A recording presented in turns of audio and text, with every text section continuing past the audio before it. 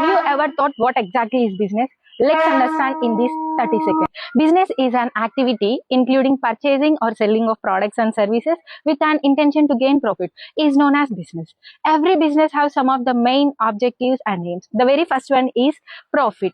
Every business works for the profit, and the second one is to satisfy customer needs and wants, and the third one is to provide best competition to their competitors. For example, if you take DMart అనేది ఒక retail grocery store. ఇక్కడ వాళ్ళు purchasing and selling process లో include అయింటారు. అంటే ఎలా అంటే డీమార్ట్ అనేది ఏ ఒక్క ప్రోడక్ట్ ని ఓన్ గా మ్యానుఫ్యాక్చర్ చేయదు.